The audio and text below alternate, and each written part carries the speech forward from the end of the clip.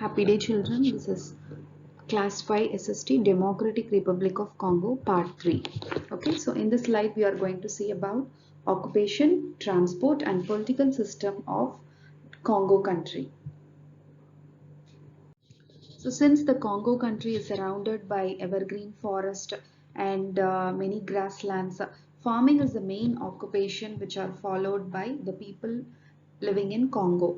Okay, and the type of agriculture is shifting agriculture. Shifting agriculture means so one period of year, that is for example they grow one particular type of crop for 3 months, and another 3 months they used to grow a different type of crop. So continuously the whole year they will be growing one or the other crops. So this is called as shifting agriculture. The main advantage of shifting agriculture is the soil will be more fertile.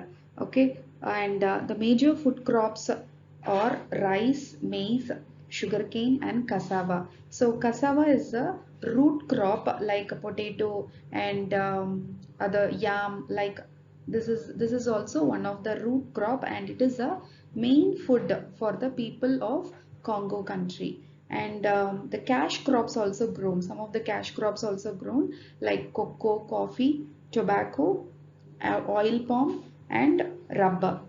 So what are called cash crops? Cash crops means people used to grow these crops only for making money, for making a profit, because they used to sell to other parts of the country, to other, different other countries also, and they earn money from these crops. So those crops are all called as cash crops. Okay, and fish is also, it is one of the important diet for the people of Congo. Next we will see about the transport system. The transport system is not so well developed in this country because I told you it is covered by thick forest and marshy lands, and so it is very difficult to construct roads and railways between these forest areas, and also marshy lands are found because it will be very wet, and that is the region it is very difficult to construct roads and railways.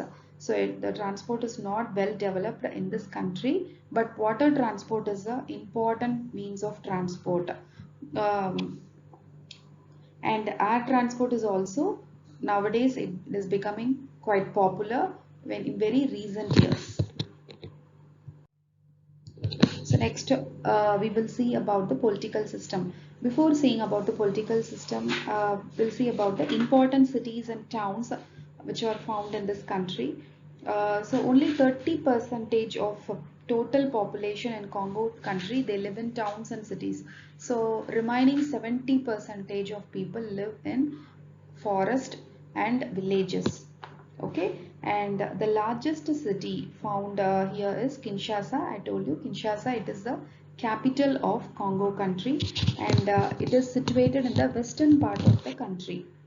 So other important cities are Lubumbashi, Kadanga, Kisangani and Matadi. So Matadi is the main seaport which is found in this country.